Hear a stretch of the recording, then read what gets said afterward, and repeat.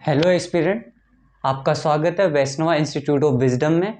और आज हम इस बुक का पहला पार्ट का अध्ययन करेंगे जो कृतिका भाग 2 के अंदर कक्षा 10वीं में पहला पार्ट है, जिस पार्ट का नाम है माता का आंचल या अचल जिसे बताया गया। और इनके जो लेखक है उनका नाम है शिव पूजन सहाय। माता का अचल उनके जो राइटर है या जो लेखक है उनका नाम है क्या है, शिव पूजन सहाय। ये एक स्टोरी के माध्यम से आपको जानना पड़ेगा जिसके अंदर एक माता पिता होते हैं, एक बच्चा होता है और उनके कुछ साथी होते हैं, जो उनके बचपने के ऊपर पूरी कहानी को बताया गया है, जिसमें शिव पूजन सहाय जो ये बताते हैं कि उन्होंने अपना जीवन कैसे व्यतीत करा या वो बड़े होकर अपने छोटे से जीवन, जो बचपन का जीवन या हम सबका जो बचपना, वो इस कहानी में बताया गया है। जिसमें बच्चा क्या क्या करता है, माता पिता उनके लिए, उस बच्चे के लिए क्या क्या करते हैं, वो इस स्टोरी के माध्यम से आपको बताया जाएगा माता का आंचल कहानी के अंदर, जिसके लेखक है शिव पूजन सहाय। पहला शुरुआत जो बुक में है वो मैं आपको थोड़ा सा ब्रीफली बता देता हूँ, अच्छे से विस्तार पूर्वक बता देता हूँ। जिसमें हमारे पिता तड़के, तड़के का मतलब यहाँ हमारे राजस्थानी लैंग्वेज में तड़के का मतलब होता है सुबह का समय, जो भोर, सबसे पहली जो सुबह होती है उस भोर का समय को हम तड़के कहते हैं। ठीक है। इसके अंदर फिर जो बच्चा है, बच्चे का पूरा नाम क्या है या असल नाम उसका जो है वो तारकेश्वर नाथ था। जो बच्चा है इसके अंदर, इस कहानी के अंदर, उस बच्चे का नाम है तारकेश्वर नाथ। ठीक है। और उसके पिताजी उसको बम बोला भी कहते हैं या भोलानाथ भी कहते हैं। क्यों कहते हैं? क्योंकि जो बच्चे की माता है वो बच्चे के लीलाट या ललाट, या जो इसमें बता रखा है लीलार यानी माथा, जो माता है इस पे क्या लगाते हैं? बबूत। और बबूत किसे कहते हैं? राख। और राख का सीधा संबंध किससे? भोलेनाथ से। यानी जो माता है वो अपने बच्चे के माथे के ऊपर बबूत लगाती है, उसी की वजह से उसके जो पिताजी है वो उसको भोलानाथ कहते हैं या बम बोला कहते हैं। ठीक है। इसके बाद अब बच्चा क्या है, क्या करता है? जैसे बच्चे को माता दूध पिलाती है, उसको नहलाती है, ठीक है, ऐसी ऐसी हरकतें करता है जिसको वो सुधारती है। इसके बाद जब पिताजी के पास वो जाता है तो पिताजी रामायण पाठ करते हैं, पूजा पाठ करते हैं, और वो बच्चा उस समय एक चिट्ठी होती है, चिट्ठी के ऊपर राम राम नाम लिखता है। और उस चिट्ठियों के अंदर फिर वो क्या करता है, वो मछलियों को जो दाना डालने जाते हैं उसमें भर के उस राम नाम की जो चिट्ठियां हैं उसके अंदर उसको रखकर उसको गोल बना के उसमें पुड़िया बन जाती है। ठीक है। फिर वो गंगा किनारे जाके दोनों पिता और बच्चा दोनों वहां जाते हैं और उन मछलियों को क्या खाना खिलाते हैं। यानी जो आटे की जो गोलियां होती है, वो गोलियों में जो गोलियां जिसमें पैक होती है, वो चिट्ठियों पे क्या क्या नाम लिखा होता है? राम राम नाम लिखा होता है। ठीक है। जब वो वापस घर से, जब वो गंगा के किनारे से लौटते हैं तब उनको एक पेड़ दिखता है, और पेड़ पे वो पिताजी उस बच्चे को बिठा के उसको उस पे झुलाते हैं, जिससे वो बच्चा बहुत आनंदित हो जाता है। आनंदित होने के बाद वो घर की ओर लौटते हैं। इसके बाद क्या है कि जैसे घर जाते समय उन्होंने बहुत सारी चीजें देखी, जिसमें से बच्चे, उनके साथी भी मिल गए। ठीक है। जब वो घर गए तो माता ने क्या करा? जूड़ा कंगी करी। यानी जो इसमें जो भोलानाथ या तारकेश्वर नाथ को बताया गया है एक लेखक के द्वारा, यानी वो अपने ही बचपना को इस कहानी के माध्यम से बता रहे हैं। तो जो तारकेश्वर नाथ जो थे उनके मतलब मुंडन था, यानी बड़े बड़े बाल थे, जो हमारी लोकल लैंग्वेज में जड़ूले बोलते हैं। तो उसमें माता क्या करती है, उसको काजल का टीका लगाती है, उसके बाल बनाती है, और बाल के ऊपर क्या कि एक रंग बिरंगा रिबन लगा के उसको गूंथ देती है, ताकि वो चोटी खुले नहीं उससे जल्दी से। ठीक है। इसके बाद उसको तैयार करके बच्चों के पास भेज दिया जाता है उस बच्चे को। और उस टाइम पे क्या है कि जब वो बिठा के माथे में तेल लगाती है, उस जूड़े को बांधती है, लाल कलर का या रंग बिरंगा जो रिबन लगाती है, बच्चे को काला टीका लगाती है, पाउडर लगाती है, उसको बिल्कुल कन्हैया के जैसे तैयार कर देती है। और उसकी जब गोद से वो बच्चा निकलता है तो ऐसा लगता है जैसे कृष्ण कन्हैया बनकर उस माता की गोद से बाहर गया है। ठीक है। इसके बाद अब ये बात समझ आ गई। इसके बाद जब बच्चा उस समय जब वो बाल बनवाता है, तेल लगवाता है या वो काजल लगवाता है, तो वो रोने लगता है। जब वो रोने लगता है तब उस टाइम पे जब पूरा उसका माथे में गूंथना हो गया, बाल बनाना पूरा कंप्लीट हो गया, तो उस समय के बाद जब वो गोद से निकलता है तो रोते रोते अपने बाहर जाता है घर से। तो बाहर उनको पिताजी मिलते हैं। पिताजी ने पूछा क्या हुआ, क्यों रो रहे, उनको थोड़ा प्यार से सिसकाया, जितने में उनके कौन साथी लोग आ जाते हैं। जब उनके साथी लोग आ जाते हैं तो साथी लोगों के साथ वो जैसे ही घुल मिलता है तो वो अपना रोना ही भूल जाता है और वो घूमने जाते हैं। ठीक है, वो हरकतें, वो कुछ ऐसे ऐसे खेल खेलते हैं जिसके अंदर कभी वो अपने टायर से खेल रहे हैं, कभी किसी को दुल्हन बना रहे हैं, कभी किसी की बारात जा रही है, कभी अलग अलग खेल जो बचपना में बच्चे अलग अलग खेल खेलते। किसी को दुल्हन बनाया, किसी के यहाँ जैसे तंबू तान के मिठाई की दुकान लगा दी। ठीक है, इसके बाद कुछ भी ऐसी हरकत जो बचपना में जो बच्चे करते हैं, नादानियों में करते हैं, किसी की दुकान लगा दी, किसी को ये बना दिया तो किसी को ये बना दिया। ठीक है, किसी को दूल्हा बना दिया, किसी को दुल्हन, फिर बहुत सारे बच्चे बारात में चलते हैं। ठीक है, बहुत सारी ऐसी ऐसी गतिविधियां जो बच्चे नादानियों में करते हैं। ठीक है, इसके बाद क्या है कि वो एक जो बच्चे होते हैं वो नादान होते हैं, तो उनके क्या कि एक गुरुजी जिनका नाम तिवारी से इस अध्याय में बताया गया है, इस पार्ट में बताया गया है कि तिवारी जी की उन्होंने मजाक उड़ाई।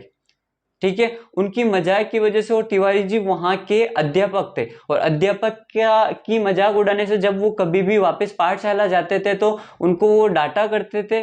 ठीक है, कि ऐसे हरकतें नहीं करते, बच्चों को समझाया जाता था। पर एक बार क्या कि एक संगीतकार का जो मशक होता है, मशक जो एक बजाने का एक यंत्र है। ठीक है, तो मशक के अंदर क्या है कि उसकी जो छड़ी होती है उसको वो बच्चे चुरा लेते हैं। तो उसकी शिकायत उन्होंने किससे करी, अध्यापक से। तो उस समय जो आपके भोलानाथ थे या तारकेश्वर नाथ जो थे, उनकी खूब पिटाई की जाती कि इनके द्वारा, अध्यापक के द्वारा। तो अध्यापक के द्वारा जब उनकी खूब पिटाई करी जाती है तो उनको बचाने उनके पिताजी आते हैं, और पिताजी को ऐसा लगता है कि मेरे बच्चा बहुत ज्यादा रो रहा है, उनको प्यार से बिल्कुल चुप करवाते हैं और वहां से पाठशाला से घर की ओर ले जाते हैं।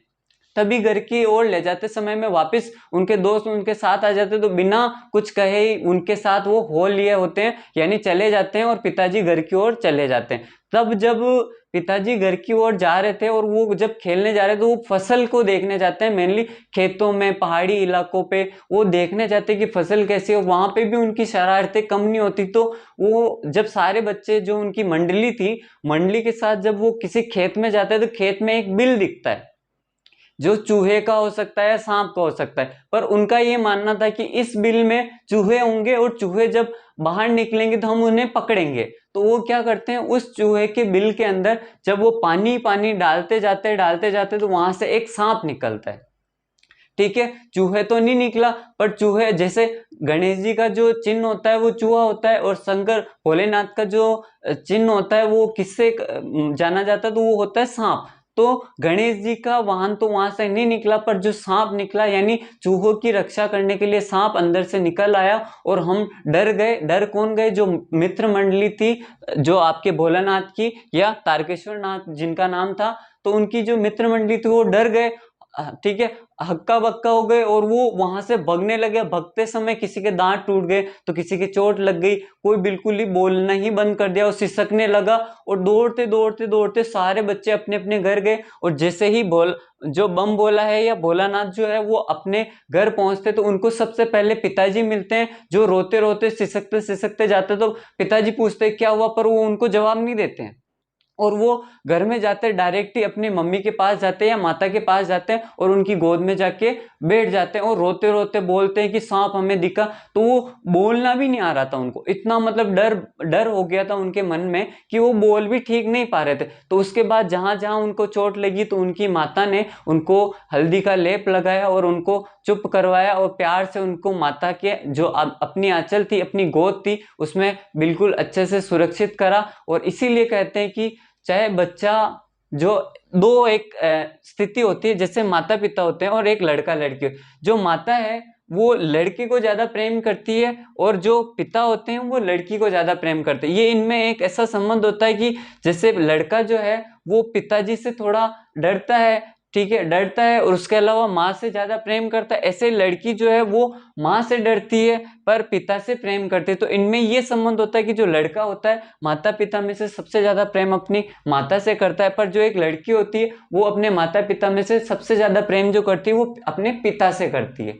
ठीक है, इसके बाद चूहा किसका वाहन था, तो गणेश जी का। उन्होंने बिल में जो पानी डाला किसको देखने के लिए डाला कि चूहे निकलेंगे तो चूहे को हम लोग पकड़ेंगे, पर ऐसा नहीं हुआ। वहां चूहों की रक्षा करने के लिए सांप अंदर से जा निकला, जो किसका वाहन होता है या किसका चिन्ह होता है, शिव जी का। अब किसान के दो मित्र होते हैं, आपको पता होगा, पहला केंचुआ होता है और दूसरा सांप। केंचुआ जो उत्पादन क्षमता को बढ़ाता है या उसमें जो धरती की क्षमता है, जो उत्पादन होता है, उस चीज को अच्छा करता है। और किसान का दूसरा मित्र सांप होता है, क्योंकि जब फसल को खराब करने के लिए चूहे आते हैं तो चूहों को खाने के लिए जब सांप जाता है तो वो डर जाते हैं और उस फसल को खराब ना करके वो कहीं बाहर बेच देता है। सांप तो रक्षा करता है किसकी, फसल की। इसीलिए किसान के दो मित्र बताए गए, एक है केंचुआ और दूसरा है सांप। ठीक है, इसके जो लेखक है शिव पूजन शाह, वो अपने तरीके से अपने बचपन को कैसे उन्होंने जिया ये इस कहानी के माध्यम से वो बताते हैं, जिसमें माता का जो आंचल है, माता क्या क्या अपने बच्चों के लिए करती है, जैसे आंखों में काजल लगाती है, कंघा करती है, ठीक है, और कंघी करती है, फिर उसमें चोटी गूंथती है। जो जड़ूले होते हैं उसमें बड़े बड़े बाल होते हैं तो उनकी कंघी करके बाल बनाते हैं। ठीक है, इसके बाद जूड़े पर रंगीन कपड़ा लगा के ऐसे उस पे रबड़ से कवर कर देते ताकि बच्चा अगर चाहे तो भी जल्दी उससे वो अपने बाल ना खुले। इसके बाद और गोद से कन्हैया बन के ही एक बच्चा बाहर जाता है जब छोटा होता है, क्योंकि माता क्या क्या करती है, काजल लगाती है, कंघी करती है, पाउडर लगाती है, काला टीका लगाती है, सिर के ऊपर जो जूड़ा होता है उसके ऊपर क्या करती है, रंगीन जो रिबन होता है वो लगाती है। तो वो जब गोद से निकलता है तो कन्हैया बन के ही निकलता है एक बच्चा, पर वो इस प्रक्रिया के अंदर वो रोने लगता है और रोने लगने के कारण से वो बाहर जाते जाते उनके मित्र मिल जाते हैं फिर,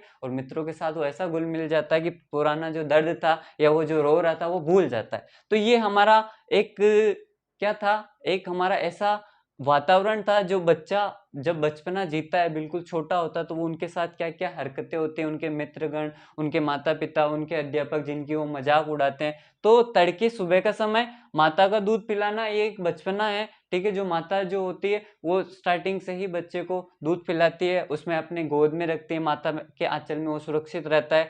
बबूत राख जो तिलक लगाती थी तभी उसके पिताजी उनको क्या बोला करते थे, बम बोला करते थे। और लीलार का मतलब है माता, यानी जो अपना ललाट होता है उसको कहते हैं माता। तो ये पूरा आपको मैंने कहानी समझा दिया। और एक बात स्पेशली, क्योंकि जो मैंने बताया लड़का सबसे ज्यादा माता पिता में से प्रेम जो करता है वो अपनी माता से करता है, एक लड़की जो होती है वो अपने माता पिता में से सबसे ज्यादा जो प्रेम करती है वो अपने पिता से करती है। और ये पूरा जो पाठ था वो माता का आंचल से नाम से जाना जाता है, जिसके अंदर एक बच्चा अपनी सबसे ज्यादा सुरक्षित जगह जो किसी को देखता है, एक लड़का, वो अपनी माता के आंचल को देखता है, माता की गोद को देखता है। तो यही है एक सुरक्षा। उसे वो चाहता तो अपने पिता के पास भी रुक सकता था, उनके पास भी वो सारी चीजें बता सकता था, पर एक बच्चे को जब वो फुल डरा हुआ है तो वो सांप के डर से बिल्कुल सिसकवाया, यानी उससे बोला भी नहीं जा रहा, पर वो एक सुरक्षा कहाँ मतलब प्राप्त करेगा, वो अपनी माँ के आंचल में, यानी माता की गोद में